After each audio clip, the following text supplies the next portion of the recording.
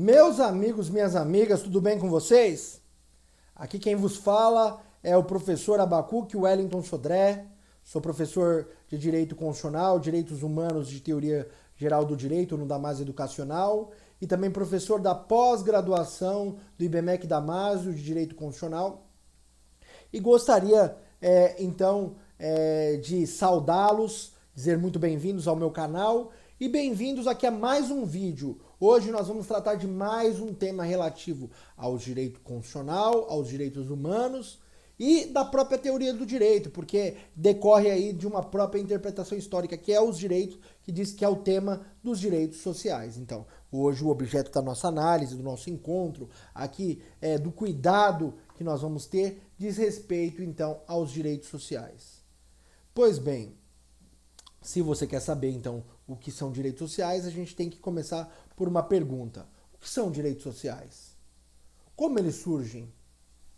Pois bem, para responder essa pergunta, eu tenho que fazer um recorte histórico específico. Os direitos sociais, então, eles surgem como uma demanda dentro do Estado liberal.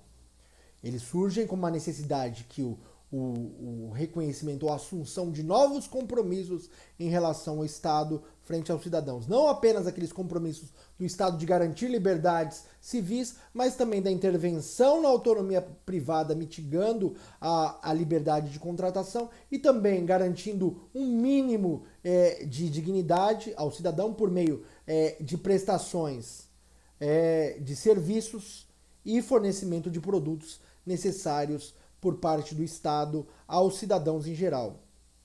Então, é uma demanda, então, com os direitos sociais são compromissos que visam, entendendo as necessidades econômicas do cidadão, garantir-lhe bens e produtos que possam permitir o pleno desenvolvimento de uma cidadania. A cidadania não seria apenas o exercício de liberdades civis ou liberdades públicas, direitos políticos, de votar e ser votado, mas também de obter do Estado a necessária intervenção no domínio econômico para que se tenha, então, a obtenção de benefícios necessários ao desenvolvimento da vida, como saúde, educação, moradia, lazer, que sem a intervenção do Estado garantindo esses serviços e prestações, essas pessoas jamais conseguiriam, dentro das assimetrias econômicas construídas pelo Estado liberal, na medida em que a mão invisível do mercado não deu conta de suprir essas necessidades. A relação econômica estabelecida entre os cidadãos no exercício das suas liberdades não dá conta de resolver o problema da desigualdade econômica e financeira, apesar daquela ilusória igualdade formal, a isonomia prevista nos documentos e nas constituições a partir das revoluções oitocentistas. Aqui, então, eu recomendo a você que nós possamos fazer uma reflexão histórica. Primeiro, vamos entender, então, o que são direitos sociais, qual é a forma. Então, posso partir de um seguinte ponto aqui. Primeiro, direitos sociais são direitos classificados dogmaticamente, ou seja, dentro da teoria da Constituição, da teoria dos direitos fundamentais, como direitos de segunda geração ou direitos de segunda dimensão. A teoria dos direitos humanos chama eles de segunda geração e a teoria dos direitos fundamentais chama-os de segunda dimensão. Na medida em que prefere-se a segunda dimensão, porque geração pressupõe quase que uma substituição de uma geração por outra. Na verdade, aqui o que se trata é da chamada evolução aquisitiva. Significa que uma geração ou uma dimensão é agregada à anterior. Então, como surgem os direitos? Nós vamos até ter um vídeo especificamente sobre direitos de primeira geração, mas é preciso a gente fazer aqui um recorte rápido para que você entenda a respeito dos direitos de primeira geração. Direitos de primeira geração surgem, então, no Estado liberal. O que é o Estado liberal, professor? O chamado Estado mínimo, aquele Estado em que são garantidas liberdades civis e igualdade perante a lei. É um Estado em que não tem distinção entre cidadãos, de certa forma, não há ali, então, privilégios típicos do Estado mercantilista, do Estado feudalista, aquilo que na França se convencionou chamar de ancien regime, do antigo regime, lembrando que o Estado francês, anterior ao Estado liberal, ele era formado por 3 estamentos. Então, existia o primeiro estado, que era a nobreza e o rei, o segundo estado pelo alto clero, e o terceiro estado pelos plebeus, pela burguesia e pelo baixo clero. Então, essa era a forma de Estado. Existia uma distinção. Era impossível ascender dentro desse Estado, sair do nada e ter uma ascensão social. Surge com o advento da Revolução Industrial e também com o crescimento da burguesia, especialmente no final do Estado mercantilista, eles gostariam de ascender à condição da nobreza. Só que a ausência de títulos nobiliárquicos os impediam. Muitas vezes a burguesia patrocinava festas que a nobreza gozava, só que eles eram separados por salões. Então não havia uma distinção clara. E aí então a burguesia, então essa camada social instiga as massas a realizarem o quê? Uma revolução, uma transformação. Primeira revolução que aconteceu no âmbito dos anos 800, a Revolução Oitocentista. Primeira foi a Revolução Americana, de 1775, então, Revolução pela Independência Americana, que teve ali o seu marco, a Declaração do Bom Povo da Virgínia, então uma das colônias ali, que declarou ali, inclusive, o conceito de rule of law, o Estado de Direito, o governo de leis e não de homens.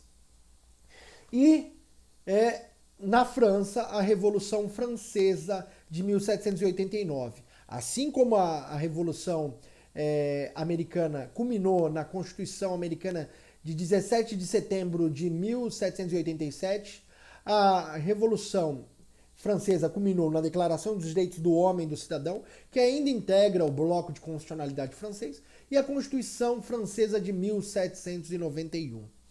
Pois bem, nessa construção desses direitos fundamentais, que surgem então ali a partir de teorias do justnaturalismo, então do justracionalismo, lembrando que a visão justnaturalista é aquela teoria do direito que diz que existem dois direitos, direito natural e direito positivo, e que a tese da dualidade, e de outro lado tem a tese da superioridade, direito natural é superior ao direito positivo.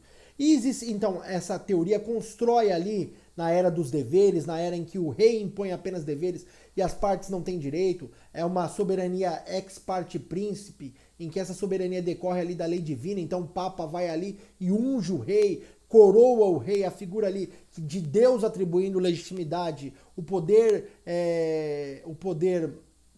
da igreja, o poder atemporal, colocando então na verdade, o poder espiritual dando legitimidade ao poder temporal. Então ali uma relação então de simbiose e até mesmo uma relação de trocas entre poder da igreja e poder do Estado, e o Estado moderno rompe com isso. Então ele traz uma construção da soberania ex parte populi, ou seja, a soberania vinda do povo, uma igualdade e o poder sendo do povo, em decorrência da saber que existem direitos que são anteriores ao próprio Estado, direitos naturais, inalienáveis, imprescritíveis, irrenunciáveis, que decorrem da própria natureza humana ou da própria razão humana, então eles devem ser reconhecidos. Daí essa construção teórica e muitas vezes até pensado como uma retórica de reconhecimento. Então esses direitos passam a ser declarados. Numa visão mais convencionalista ou historicista, pode-se pensar que existem valores que foram institucionalizados como compromissos fundamentais na medida em que a sociedade chegou no limite. Então, não se tolerava mais aquela era de deveres e se constrói, então, um conjunto de valores políticos necessários à nova cidadania, à nova construção. Daí a ideia de compromissos. Então, a Constituição, ela é um compromisso, um pacto, ali que surge, então, por exemplo, na teoria contratualista de Locke, Rousseau e mais atrás ainda em Thomas Hobbes, de que os cidadãos, então, eles saem do estado de natureza, da guerra de todos contra todos, para um pacto social que é construído dentro do Estado. E esse pacto tem como origem o quê? A Constituição. A Constituição, ela serve como uma forma de compromisso. Numa visão convencionalista, mesmo pensando nessa construção do pacto entre cidadãos e o Estado, esses direitos são aquilo que podem ser cobrados do Estado como um compromisso. Aquilo que o Dworkin chamou de trunfos. Então, toda vez que o Estado vier intervir na esfera privada, o cidadão tem um trunfo para dizer, não interfira, porque aqui eu tenho uma zona de liberdade, eu tenho o meu espaço privado, é uma proteção privada. Daí o status negativo dos direitos de primeira geração. O Estado deve se abster. Então sai da passagem de um Estado mercantilista, feudalista, Estado intervencionista que normatiza toda a vida dos cidadãos, para um Estado liberal, um Estado em que prevalece o quê? A liberdade de expressão, liberdade de opinião e principalmente a autonomia da vontade. Não é nem a autonomia privada, é a autonomia da vontade. As partes podem dispor livremente como quiserem, se autorregularem na figura do contrato. E também o outro direito fundamental, a propriedade, que é a expressão máxima da liberdade.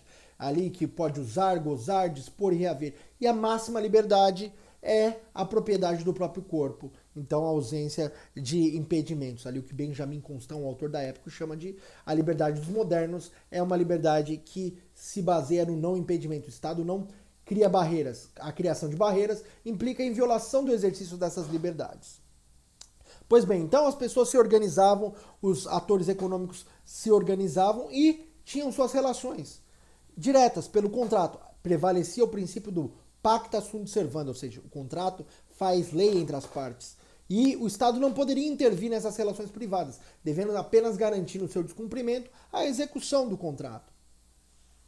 Pois bem, só que essa relação ela não consegue dar conta das assimetrias. A mão invisível do mercado não consegue suprimir essas alterações, esses ciclos econômicos que vão fazer com que as pessoas fiquem cada vez mais pobres.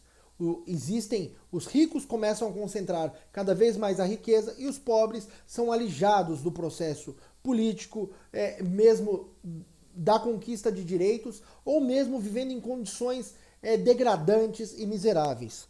Para quem quiser entender a época, como diz Richard Horton, um teórico pragmatista que eu sigo, ele diz o seguinte: o sentimento de uma época ele é expresso na literatura. Se você quer compreender bem como acontecia essa questão, essa assimetria, basta você ler então o livro do Émile Zola, então, que é um politólogo, um articulista e também um dramaturgo, um autor, um literário, então Germinal do Émile Zola, um livro muito fundamental. E para quem não tem paciência para ler, recomendo então que você assista ao filme ali do final da década de 90, um filme francês chamado Germinal, com a participação de Gérard Depardieu. Então recomendo ali essa leitura, que fala sobre os trabalhadores que trabalhavam nas minas de carvão na França. Então, importantíssimo essa leitura. E aí, então, começa a haver uma organização dos trabalhadores que viviam em um estado de miséria. Até mesmo teóricos como Adam Smith, David Ricardo, autores que trabalharam pelo liberalismo, entendiam que precisava se estabelecer aquilo que se convencionou chamar de lei de bronze, salários mínimos, condições mínimas, porque o mercado ele gerava assimetria. Os agentes econômicos iam ao máximo do esgotamento. Lembrando que ocorreu o quê? Um contingente de mão de obra na medida que, com o fim do feudalismo e do mercantilismo, as pessoas eram expulsas das suas terras, dos feudos, pelos vassalos, e também pelos senhores feudais, e eram obrigados a ir para as cidades. E aí existia uma ociosidade, então uma demanda por trabalho, e aí os salários eram minúsculos, pífios, então exigiam trabalho infantil, trabalho da mulher, trabalho do homem, jornadas de 15, 20 horas, e trabalho quase similar ao escravo. Pois bem, então os trabalhadores precisaram se reunir, começaram a construir então os movimentos sindicais de luta, de greves, de piquetes, que foram objeto então principalmente de sua realização no século XIX e no início do século XX. O que culminou no reconhecimento de condições mínimas necessárias, através dos chamados direitos sociais, aqueles redutores da autonomia privada. Então era preciso estabelecer, as partes podem dispor livremente do contrato? Sim, mas e em relação ao trabalho? Não, a relação entre empregador e empregado, ela deve ter parâmetros mínimos. E esses parâmetros mínimos são estabelecidos pela lei e pela Constituição.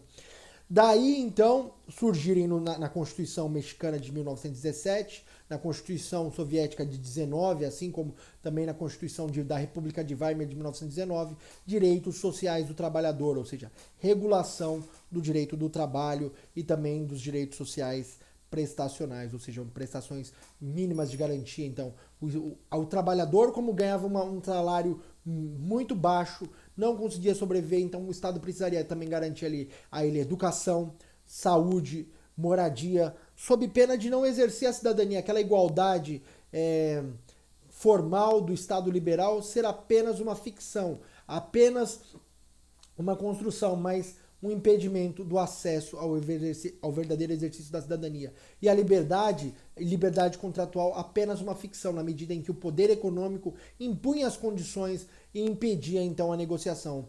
Então aqui havia necessidade da compreensão de uma dimensão diversa. Ali, como no Estado liberal, como eu tenho um indivíduo como sujeito de direito, ali é típico da Declaração dos Direitos do Homem e do Cidadão de 1789 e também da Constituição Americana de 1787 e também a Constituição Francesa de 1791, é importantíssimo entender que essa classificação, essa própria condição de sujeito de direitos, enquanto destinatários de normas jurídicas, destinatários de direitos, não consegue dar conta dos problemas sociais. Daí o seu status negativo, lembrando então que o Estado não devia intervir.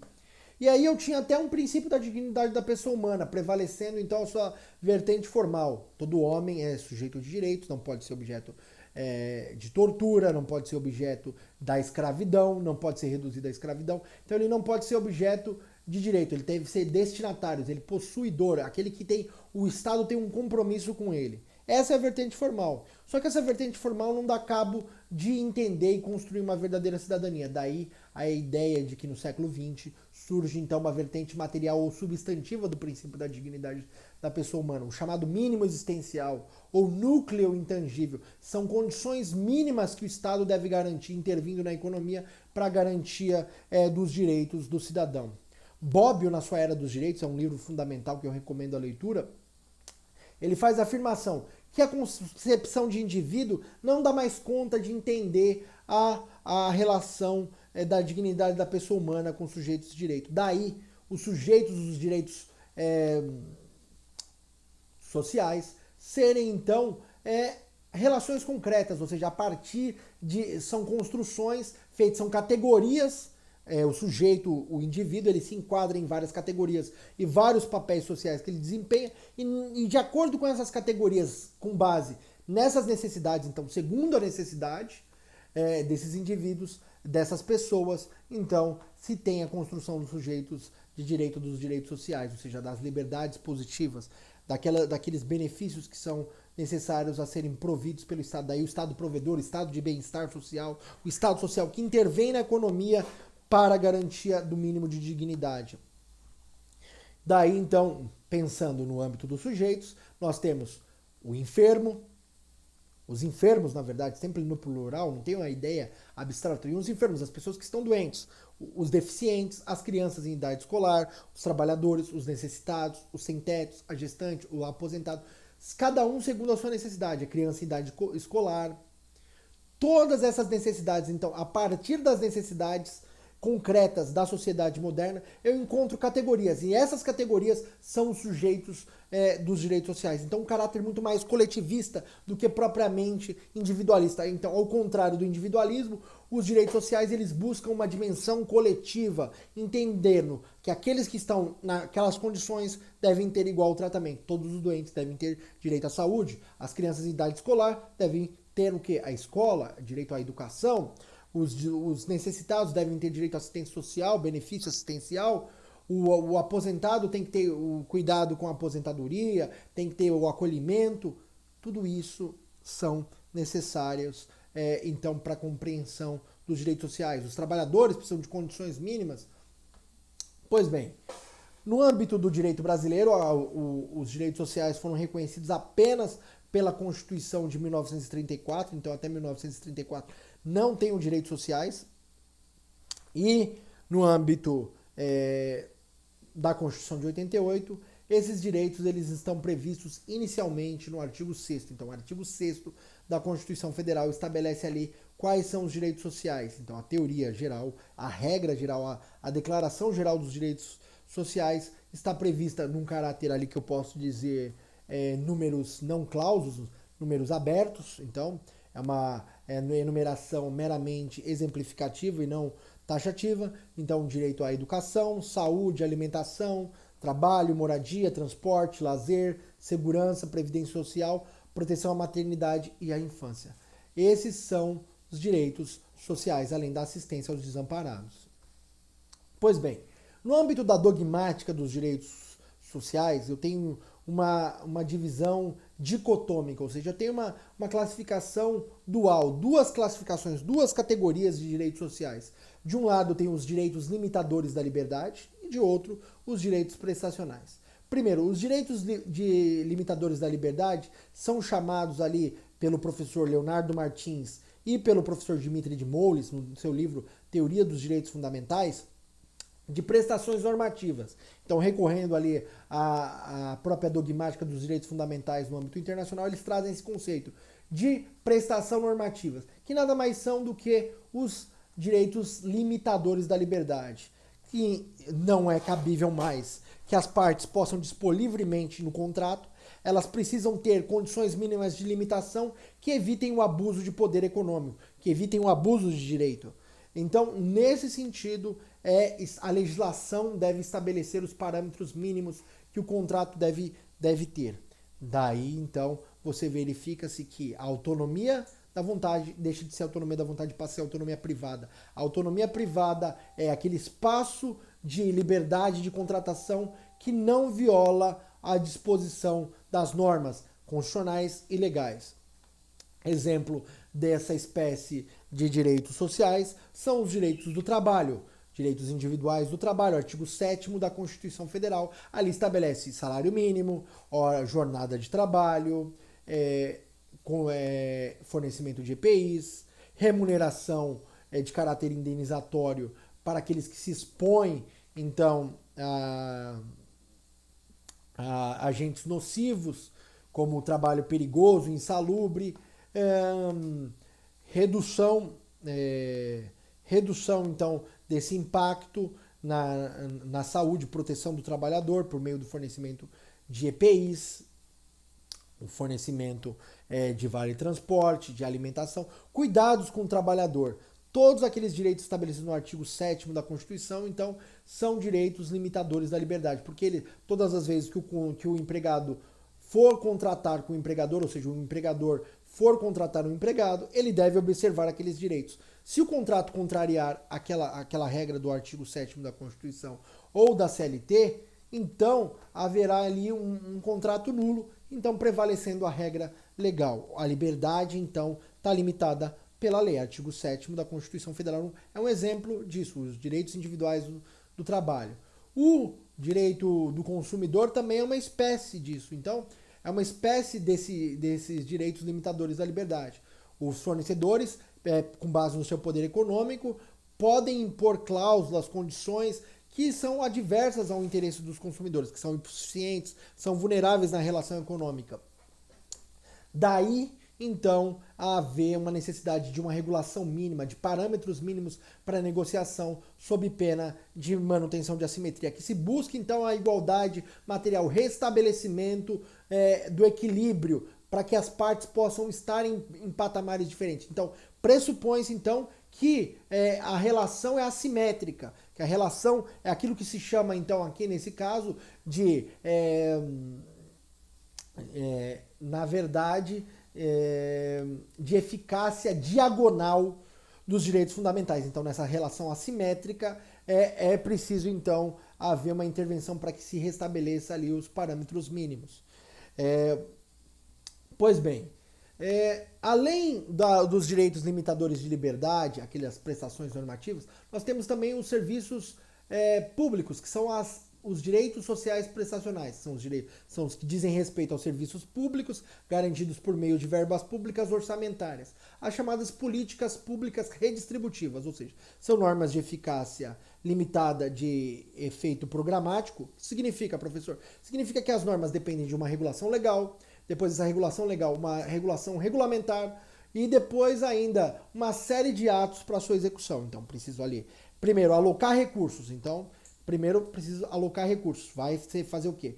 Vai ter uma relação de proporcionalidade na medida em que quanto mais o Estado for social, maior o nível de arrecadação tributária. Quanto menos o Estado for social, menor vai ser a carga tributária. Então, a carga tributária implica numa redistribuição. Se apreende, então, se busca a arrecadação por meio de tributos e esses valores são redirecionados para, em regra, em benefício da realização de serviços públicos.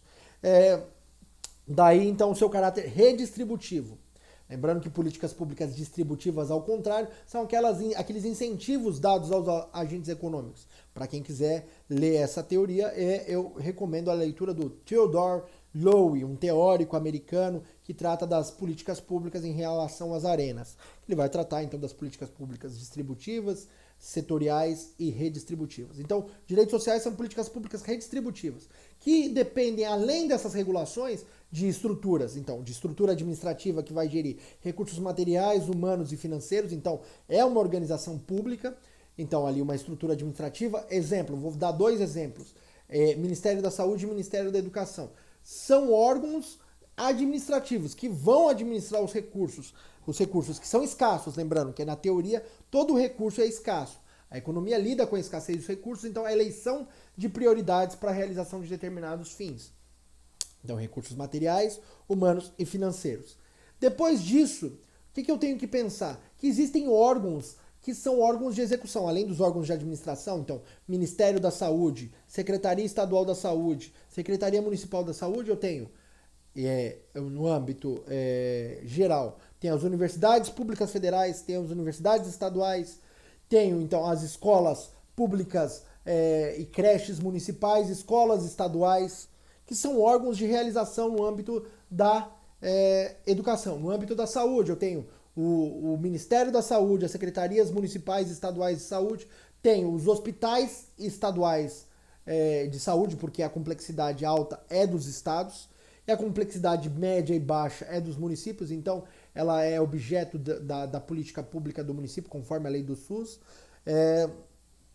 Então é importante entender essa questão e entender que é um ato complexo. Ele se realiza por meio de instituições e por meio de distribuição de recursos e alocação desses recursos. Daí serem realizados por políticas públicas redistributivas. Daí a necessidade de um melhor desenho institucional, de uma engenharia institucional para sua realização. Não é simples como os direitos de liberdade, em que se referem muito mais a uma eficácia horizontal de direitos fundamentais. Os serviços públicos e os direitos sociais prestacionais implicam numa eficácia vertical dos direitos fundamentais. Uma relação entre Estado e indivíduo, Estado e pessoa natural, Estado e pessoa jurídica, para garantir ali do mínimo necessário, mínimo existencial, aquele núcleo essencial para a garantia de condições mínimas. Lembra que ali a transformação, o liberalismo político, principalmente John Rawls, Amartya Sen, grande teórico, prêmio Nobel da economia, trouxe ali a teoria dos bens básicos, dos bens necessários para ali a garantia de uma dignidade. Então, esses bens, essas necessidades passam a ser previstas nas constituições dos estados. Então, como eu afirmei, então existem 2 categorias. Primeiro, de um lado, os direitos limitadores de liberdade, que também podem ser chamados de prestações normativas. Eles vão estabelecer, então, regras mínimas para a negociação entre os sujeitos de direito. Exemplo, direito do trabalho, direito do consumidor, que visam restabelecer a igualdade material. Visam ali e construir uma eficácia diagonal dos direitos fundamentais, ou seja, visam pendular a relação, entendendo a hipossuficiência e a relação de pesos diversos de poder frente às partes. Ok? Então, essa relação, esses direitos limitadores de liberdade, buscam restabelecer esse equilíbrio para que as partes possam negociar.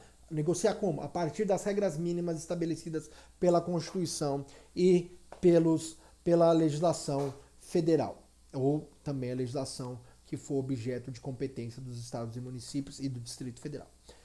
E os direitos prestacionais? Direitos prestacionais, então, são aqueles serviços públicos, aqueles bens fornecidos pelo Estado por meio de uma estrutura complexa, ou seja, por meio de uma política pública, que são desenhadas no âmbito do legislativo, seja por iniciativa do executivo, seja por iniciativa do próprio legislativo, então vão se desenhar, então vão se formular as políticas públicas, então a arena de formulação de políticas públicas é no Congresso Nacional, é no Poder Legislativo, e a sua implementação é feita no Poder Executivo, que é, então, o locus próprio, a arena de cumprimento desses direitos fundamentais. Então, são direitos que a sua eficácia dependem de um conjunto complexo de ações do Estado. Por isso que, muitas vezes, a ausência de regulação permite ali o manuseio do mandado de injunção coletivo ou mandado de injunção individual previsto no artigo 5º e 71 e regulados pela Lei 13.300 de 2016. Meus amigos, então esse é um ponto importante. E os direitos sociais em espécie? Então a gente já viu que no âmbito dos direitos de liberdade, portadores de liberdade, tem ali os direitos do trabalho, tem o direito do consumidor. No âmbito dos direitos prestacionais, aqui eu gostaria de dar um foco especial, porque eles sempre caem em concursos públicos, na sua prova da OAB, seja como for, e até mesmo no desempenho do dia a dia da advocacia, da promotoria, da defensoria. São aspectos importantes, fundamentais para o conhecimento. Primeiro, o primeiro direito que aparece ali na ordem social é a Seguridade Social. Então, a Seguridade Social diz respeito, então, a aqueles direitos de proteção da pessoa natural, especialmente em relação ao seu presente, então, incolumidade física, psíquica, e ao seu futuro, ou seja, ali na velhice, em algum momento de alguma incapacidade, ou mesmo a necessidade de acolhimento. Então, a Seguridade Social forma esse feixe de direitos que buscam ali a proteção do indivíduo no presente e no futuro. Então, a proteção social, a proteção mínima para a sobrevivência. E quais são, então, esses direitos? Esse feixe de direitos. Então, o feixe de direitos estabelecidos em âmbito constitucional, eles estão previstos lá no artigo 194 e seguintes, são os direitos que são tricotômicos. Então, é uma divisão tricotômica desse feixe de direitos. Direito à saúde, direito à previdência social e direito à assistência social. Lembrando que a Seguridade Social ela é formada, então, pelo financiamento por tributos, então, principalmente contribuições sociais. Então, é arrecadado valores por meio de arrecadação de tributos e contribuições sociais na atividade econômica das pessoas naturais e pessoas jurídicas, e esses recursos arrecadados, então, servem para a redistribuição da saúde, previdência social e assistência social. Então, tem uma divisão tricotômica. Pensei em seguridade social, pensei em proteção das condições mínimas de existência no presente e também no futuro, ou ainda em caso de incapacidade ou impossibilidade para o desempenho da atividade econômica ou do trabalho. Pois bem, vamos analisar cada um desses direitos rapidamente? Então, direito à saúde. Direito à saúde, então, ele implica num conjunto de medidas, então, pelo Estado, políticas de prevenção e tratamentos dos enfermos. Então, quem são sujeitos de direitos? Os enfermos. Aquelas pessoas que estão doentes ou que podem ficar doentes. Então, daí as chamadas políticas de prevenção, então, vacinação, políticas de estabelecendo condições mínimas de segurança, exigindo padrões mínimos de segurança em ambientes de trabalho, em ambientes gerais. E tratamento dos enfermos, seja tratando em hospitais, em unidades básicas de saúde, em unidades de pronto atendimento, em pronto-socorros, inclusive com fornecimento de medicamentos. Então, o direito à saúde está previsto no artigo 196, o artigo 196 da Constituição, sendo dever do Estado e ele é regido também, normatizado pela Lei do SUS, a Lei 8.080 de 90. Então, Lei do SUS, Lei 8.080 de 90. Lembrando que aquilo que eu falei, no âmbito da complexidade da política de saúde, a complexidade baixa e média, ela é desempenhada pelos municípios através das unidades básicas de saúde, os postos de saúde, as unidades de pronto atendimento, as UPAs, os prontos-socorros Então, e são atendidos ali na complexidade do município, ali a saúde familiar, o acompanhamento diário, e os de alta complexidade são feitos pelo Estado, então no âmbito dos hospitais, os hospitais públicos de âmbito estadual, então eles dão conta da demanda da alta complexidade da relação da saúde. Então, e a União apenas faz a administração financeira. Lembrando, então, que no âmbito administrativo tem as instituições do Ministério da Saúde, Ministério da Saúde, e no âmbito dos estados, Secretaria Estadual, e nos municípios, Secretaria Municipal de Saúde.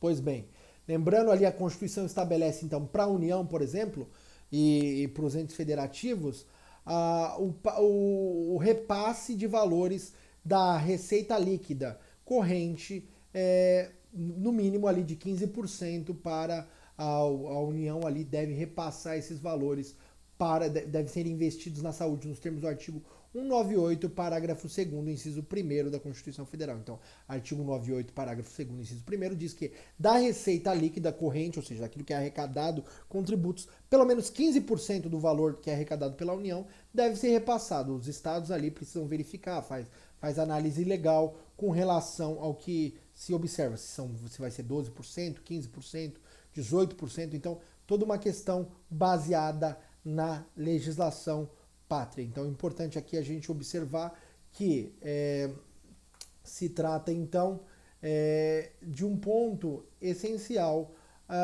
para que a gente possa observar essa questão. Então eu queria abrir aqui com vocês antes, lembrando então de um ponto fundamental desse artigo 198, queria abrir aqui com vocês. Vamos abrir esse artigo 198 da Constituição juntos?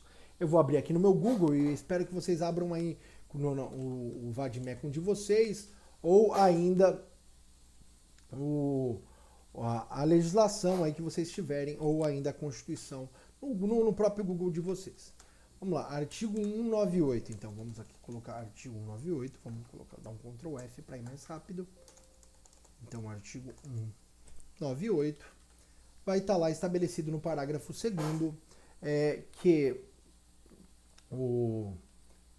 os estados e municípios têm que também cumprir essa regra do artigo 198. Lembrando que essa disposição do artigo 198, ela foi trazida, então, do artigo 198, parágrafo 2º, ela foi trazida pela Emenda Constitucional número 29 de 2000, estabelecendo então que os estados devem fazer ali o repasse da questão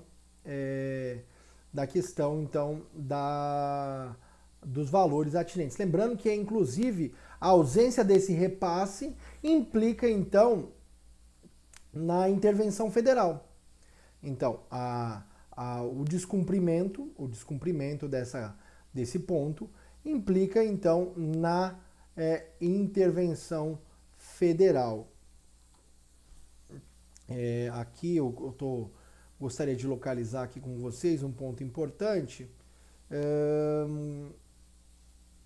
Então, se não houver o repasse, artigo 34, inciso 7º, está ali e permite a intervenção federal se os municípios não cumprirem aquilo que está estabelecido então no artigo 198, parágrafo 2º. Então, artigo 198, parágrafo 2º, ali estabelece que a União, então ela vai investir 15% do valor da receita líquida, nunca vai poder ser inferior, e os estados, eles devem observar vai repartir, então vai ter uma repartição da receita dos artigos 155, 157 e 159, ou seja, os impostos estaduais, eles devem ser então objetos de repartição. E aí o quanto deve ser repartido, como a forma vai ser repartida, isso depende então da regulação legal. Então vai depender da regulação então legal a questão da repartição desses tributos. que nunca devem ser inferior, então, ali ao que ficar estabelecido na regulamentação, né? Aqui a regulamentação desse artigo 198 é importante, então, observar o que a legislação traz sobre o tema. Então, você vai recorrer à legislação e vai verificar que, no âmbito do direito à saúde, os estados e municípios devem observar os parâmetros mínimos estabelecidos pela legislação federal. Pois bem, então artigo 198, lembra lá, artigo 198, lembrando que no âmbito da União ela deve repartir 15% da receita líquida corrente, enquanto que os outros entes federativos devem fazer a repartição nos termos da legislação vigente. E o outro item da Seguridade Social, o segundo direito, é a Previdência Social. A Previdência Social, então, ela tem um caráter contributivo e filiação obrigatória. Ela é regida pelas leis 8.213 e 8.212, ambas de 91. O que isso significa? Caráter contributivo. Significa que ela vai, todas as vezes que o empregado ou contribuinte individual realizar uma atividade econômica, ou seja, ou receber salário ou receber remuneração, ele vai ter que recolher ali a contribuição necessária para a sua previdência social, ou seja, só vai se aposentar quem tiver o recolhimento. Quem vai ter benefícios sociais, por exemplo, a própria lei 8.212 e 8.213 trazem ali os requisitos, inclusive, para obtenção de benefício. É qualquer pessoa, então, que pode pedir auxílio doença, auxílio acidente do trabalho. Não, existe um período mínimo de carência e um mínimo de contribuições. Então, o caráter da previdência social vai ser necessariamente um caráter contributivo, porque ele se refere a uma contribuição para o futuro, para quando a pessoa não poder mais trabalhar, poder receber, seja por uma questão, um impedimento físico, então ali, por exemplo, a aposentadoria por invalidez, ou ainda que transitório, um auxílio doença, um auxílio reclusão, quando a pessoa eventualmente, desde que seja contribuinte, então não é qualquer pessoa, a pessoa tem que ser contribuinte da Previdência Social, possa então seus dependentes receberem os benefícios. A pessoa que não contribui para a Previdência Social, que tem caráter obrigatório, então só as pessoas que não desempenham atividade econômica podem recolher de forma facultativa, o estudante, estagiário ou a dona de casa. O restante, todo mundo é obrigado. Se você não contribui é porque você está, de certa forma, sonegando essa contribuição. Então é importante estabelecer. Então ali tem uma gestão desses recursos. Aqui tem um caráter muito mais distributivo, porque é recolhido, a parte participa e vai redistribuir no pagamento das aposentadorias e pensões, além de benefícios de natureza previdenciária. Ao lado daquelas pessoas que não contribuem, existe a chamada assistência social. Então, assistência social se refere ao acolhimento social, não apenas prestação de dinheiro, mas proteção e proteção econômica também. Especialmente com benefício continuado, que é objeto do artigo 203, inciso 5º da Constituição Federal e da lei orgânica da assistência social, também conhecida como LOAS, a lei 8.742 de 93. Então ela traz esse benefício assistencial para as pessoas que não contribuem para a Previdência Social, que não têm condições de sobreviver, vivem num estado mesmo de miserabilidade, e juntamente com esse benefício assistencial também existe o acolhimento psicológico, social, que visa reintegrar as pessoas na sociedade. Então a assistência social é um trabalho muito importante dentro desse tripé. Então tem lá saúde no âmbito da Seguridade Social, saúde, que visa políticas de prevenção e de tratamento, a Previdência Social, que visa garantir benefícios àqueles que contribuem a ela, e a assistência social como mecanismos de acolhimento e proteção, inclusive econômica, para aqueles que dele necessitam, seja pessoas que estejam em vulnerabilidade econômica ou pessoas deficientes, conforme o artigo 203, inciso 5º da Constituição Federal e Lei 8.742 de 93. Vamos avançar, até porque a gente já tratou desse ponto aqui com relação à saúde, e a gente focou no artigo 198, aqui, parágrafo 2º da Constituição Federal. Pois bem, E em relação ao direito à saúde também é uma prioridade, lembra? Um dos primeiros direitos ali estabelecidos no artigo 6º. Direito à saúde, ele está regulamentado então nos artigos 205 a 214, e ele visa o que? O desenvolvimento pessoal do cidadão para o exercício da soberania e preparação para o trabalho. Então, aqui tem dois objetivos do direito à saúde, não só apenas ali um conhecimento, um recebimento de conhecimento, mas um desenvolvimento pessoal. Então, a escola e as instituições de ensino devem propiciar o quê? O desenvolvimento das capacidades, devem fornecer ferramentas para que a pessoa tenha o quê? O melhor desenvolvimento possível de suas potencialidades, possa exercer a cidadania e também esteja preparado para o trabalho. O direito à educação ele é regulado em âmbito infraconstitucional pela Lei de Diretrizes e Bases, Lei 9.394 de 96. E ele também é remunerado, ele é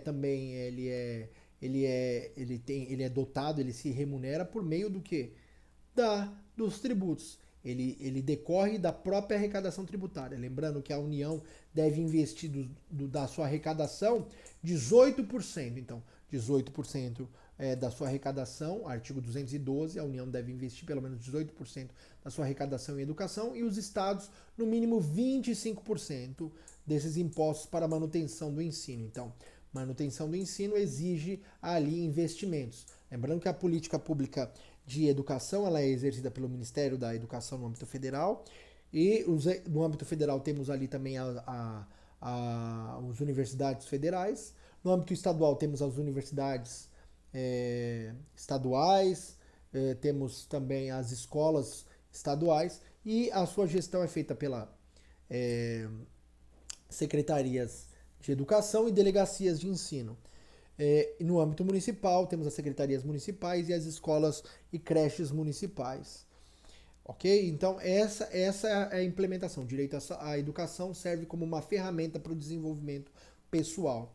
E ele é considerado como um direito subjetivo básico, tanto que o direito à creche, ali o STF já fixou entendimento, no caso da DPF 45, como um mecanismo necessário, então, para que, inclusive, cobrança do município sujeito ao mínimo existencial e não à reserva do possível. Não pode ser alegado, o município não tem recursos suficientes. É obrigação do município garantir ali a questão do acesso a direito à creche e ensino básico. Pois bem, vamos avançar? Então, nós já falamos da Seguridade Social, do direito à educação. Direito à cultura, que é importante. Então, preservação, ali no artigo 215 da Constituição e seguintes, trazem a questão da preservação das manifestações culturais, então indígenas, afro-brasileiras, culturas populares. Então, e ela é regulamentada, essa questão, o direito à cultura, então o direito à preservação dessa questão histórica e desses elementos culturais, dessas manifestações necessárias pela Lei de Incentivo à Cultura, também lei chamada Lei Rouanet, Lei 8.313 de 91. Então, Lei Rouanet, Lei 8.313 de 91. Outro elemento importante é o direito ao desporto. Direito ao desporto também é um direito fundamental. Aqui eu gostaria de destacar que, além das regulações esportivas, que é até um mecanismo de autorregulação, então a FIFA, no âmbito internacional, no âmbito do internacional também do esporte, o COI, que é a Confederação Olímpica Internacional, e que formam a lex esportiva. Então, a regra esportiva, elas estabelecem as regras do jogo, as formas de competição. Lembrando que no âmbito do Brasil, a Justiça Desportiva é um órgão administrativo. Ela não integra o Poder Judiciário, então ela é um órgão administrativo. Porém, a própria Constituição traz ali a necessidade, se houver uma disputa que implique na necessidade de intervenção do Poder Judiciário, ela só pode ser possível se for esgotada a instância administrativa, ou seja, deve ser esgotada a decisão no STJD, ou seja, no Superior Tribunal de Justiça Desportiva. Então, esgotamento das instâncias administrativas para que aquela medida administrativa, uma vez contrária à Constituição ou ao direito, possa então ser objeto de uma ação ali, nos termos do artigo 5º, inciso 35, a apreciação do Poder Judiciário, o princípio da inafastabilidade da jurisdição. Então, o pressuposto lógico processual objetivo é que das decisões da Justiça Desportiva, apenas se esgotada a instância administrativa, é possível manuseio ou ataque delas pela via judicial.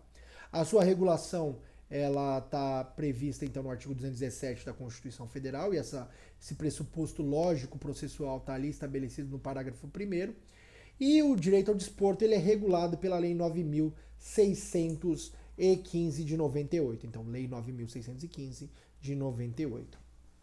Pois bem, pessoal, queria destacar aqui também com vocês, a partir dessa teoria geral, então, dos direitos sociais, alguns itens para vocês. Primeiro, quais são as jurisprudências essenciais necessárias aí para a sua prova da OAB, do concurso público, ou mesmo para você que atua na advocacia ou em um exercício público de operador do direito, promotoria, defensoria, procuradoria.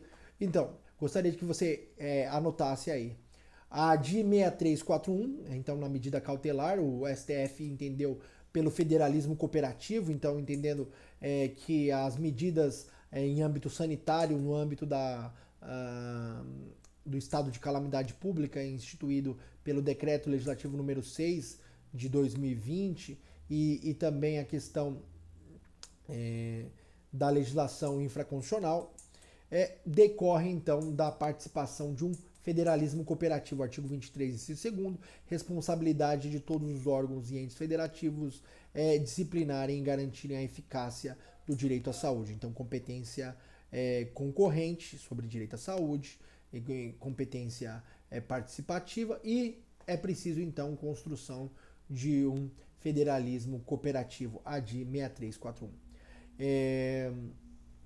Outro ponto necessário, o RE 855178, então o recurso extraordinário 855178, que diz que é responsabilidade solidária dos entes federativos na área da saúde. Então, aquilo que já afirmou a ADI 6341 já era objeto da análise no controle difuso no recurso extraordinário 855178. O recurso extraordinário 657718, então o recurso extraordinário 657718 diz sobre a obrigatoriedade do medicamento solicitado. Então, quando as pessoas puderem pedir medicamentos, eles têm que ter sido solicitados, têm que ter sido aprovado pela Anvisa para que o Estado seja obrigado a fornecê-los. Se não houver ali previsão, a aprovação da Anvisa, o Estado não é obrigado a fornecê-los. RE 65718. Também no agravo em recurso extraordinário 860.976, então agravo em recurso extraordinário ARE 860.976, existe ali a obrigatoriedade dos estados contratarem professores especializados em Libras. Então, aqui um mecanismo de inclusão social. A DPF 45, como nós já salientamos, a garantia de vagas em creches e em escolas.